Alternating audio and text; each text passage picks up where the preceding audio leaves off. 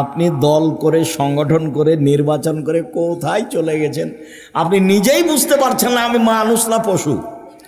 বুঝেও বুঝে না ওরা, অন্তর আছে বুঝে না, দেখেও দেখে না ওরা, চক্ষু আছে দেখে না, শোনেও শোনে না ওরা, কান আছে শোনে না। উলায়েকা কালা নাম, তারা পশু প্রাণীর মতো, তারা গরু ছাগলের মতো, তারা কুকুর শ্রীগের মতো, বালহমাজাল, বরং তার চেয়ে খারাপ মানুষ। আমি বলিনি, এ কথা আল্লাহ তাআলা বলছেন, কুকুর শ্রীগের চেয়ে খারাপ। এটা তো বগড়া। মানে কি বলতে চাইলেন আব্দুল রাজ্জাক সাহেব? বলতে চাইলাম বোনকে জমি দেয় না, যৌতুক নেই, পশু প্রাণীর চেয়ে খারাপ। এই ছেলে, তোমার বাপকে যদি আমি কুকুর শ্রীগেলের চেয়ে খারাপ প্রমাণ করতে না পারি, সালাম দিয়ে উঠে চলে যাবো আজকে। তোমার বাপ তোমার যৌতুক নিয়েছে বেটা, কা পুরুষের সন্তান, কা পুরুষ, 24 ঘন্টার মধ্যে টাকা ফেরত দিবা। পরের টাকার মোটর সাইকেলে উঠে গেল, শরম হয় না, লজ্জা হয় না? তোমাকে আমি ভিক্ষা করে খেতে বলেছি, এটা আজকের কথা নয়। আমি 90 সাল থেকে তোমরা বাপ বেটাকে ভিক্ষা করতে বলছি। ভিক্ষা ভালো নয়, তবে জায়েজ। উপার্জনের পথ 4টে, ভিক্ষা তার মধ্যে নেই। 1 দিন মজুরি, সন্ধ্যায় টাকা শেষ হবে। 2 চাকরি, সাধারণত 25 দিনে শেষ হবে। 3 জমি চাষ, হয় সমান সমান, না হয় লস। 4 ব্যবসা, ব্যবসা। তখন আল্লাহ রাসূল বলছেন, সত্যবাদী বিশ্বস্ত ব্যবসায়ীরা নবীদের সাথে জান্নাতে থাকবেন।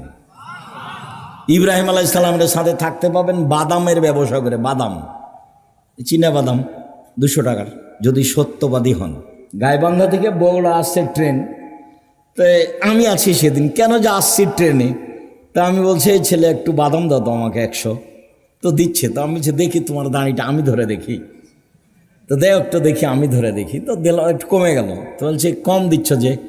সবাই খেয়ে নেয় তো, 2টা একটা করে খেয়ে নেয়। যে মানুষের দেখছো, ওও বিপদে, আর এই মানুষ এরাই জালেম। এ বুঝতে পারে না যে 200 টাকার ব্যবসা করে, আমি যে 2টা নিচ্ছি, আরও যে 2জন 2টা নিল, এটাই হলো সীমা লঙ্ঘন, এটা হলো জুলুম, এটা হলো সীমা লঙ্ঘন। জুলুম করিয়েন না। যদি খুব বেশি করেন তাহলে আধ সামদ দেখতে দেখতে নাই।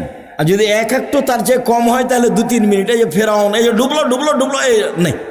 আর যদি তার চেয়ে একটু কম করেন, মানে জুলুম করেন জাতির উপরে, 45 মিনিট। জুলুম করবেন না জীবনে মানুষের সাথে, সাধারণ হয়ে বাঁচেন। অত্যাচার, রাহাজানি, মারামারি, অন্যায়, অবিচার, লুটতরাজ, জেল হাজত, এগুলো থেকে বেঁচে থাকেন। মাটির মানুষ, অল্প দিন বাঁচতে এসেছেন, বাস। প্রতিশোধ নেবেন না, আর মানুষের বদনাম করবেন না। যা হবে হবে। প্রতিশোধ নেবেন না, বদনাম করবেন না, যা হবে হবে। 2টা কাজ হাতে নেবেন, প্রতিশোধ নিব না, বদনাম করব না, যা হবে হবে। পথ সহজ। শুনুন, সুন্দর করে অজু করলে, পায়ে হেঁটে মসজিদে গেলে, সলাতার পরে বসে বসে জিকির করলে, লোকটা হয়ে যায় সেই দিনের মতো যেদিন তার মাতাকে জন্ম দিয়েছে, নিষ্পাপ হয়ে যায়। সুন্দর করে অজু করে পায়ে হেঁটে মসজিদে গেলে, সলাতের পরে জিকির আজকার করলে, লোকটা হয়ে যায় সেই দিনের মতো যেদিন তার মাতাকে জন্ম দিয়েছে, নিষ্পাপ হয়ে যায়। রাসূল সাল্লাল্লাহু আলাইহি সাল্লাম বলছেন, আমি কি তোমাদের একটা কাজের কথা বলে দিব না, যাতে পাপ মিটে যায়, মান বেড়ে যায়? পাপ মিটে যায়, মান বেড়ে যায়। বলেন না, সেটা কি আল্লাহ নবী? পাপ মিটে যাবে, মান বেড়ে যাবে।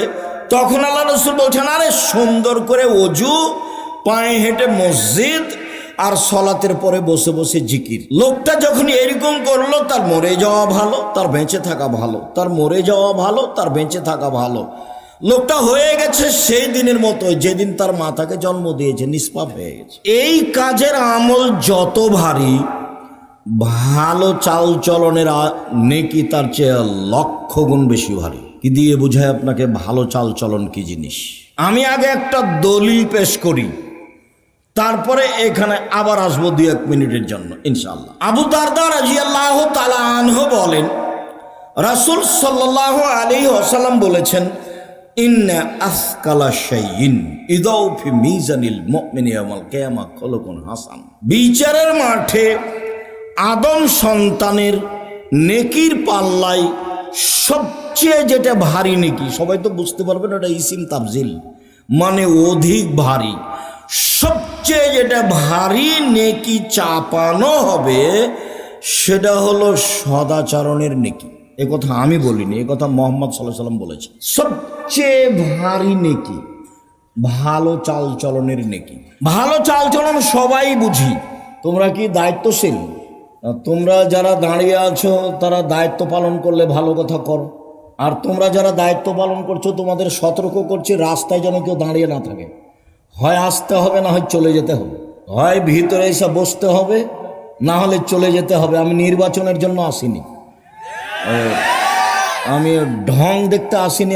আপনার যদি অনুকূলে হয় থাকেন, আমি আপনার জন্য এসেছি।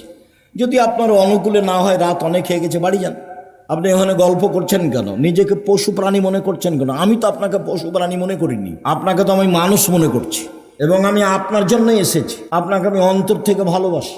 আপনি আমার দিনী ভাই, আপনি আমার দিনী বোন। আমি আপনার জন্য এসেছি, আপনার কিছু না কিছু উপকার করবো ইনশাআল্লাহ। আপনি নিজেকে মানুষের পরিচয় দিয়ে বসেন, দেখেন আমি আপনার উপকার করতে পারি কিনা। ইনশাআল্লাহ করব।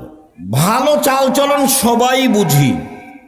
মানুষে বলে লোকটা খুব ভালো, এই যে মানুষে বলে তার ব্যবহার খুব ভালো, এই যে মানুষে বলে খুবই খারাপ, ওর সাথে যায় না, ওর সাথে থাকেন না, ছেলেটা খুব খারাপ, লোকটা খুব খারাপ, এই যে মানুষও বুঝে।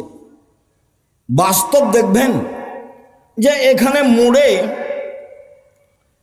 আপনি অটোতে বসে আছেন, আর আমি উঠতেই ছেলের টান দিয়েছি, তেমনি আমি আপনার মুখের উপরে পড়ে গেছি।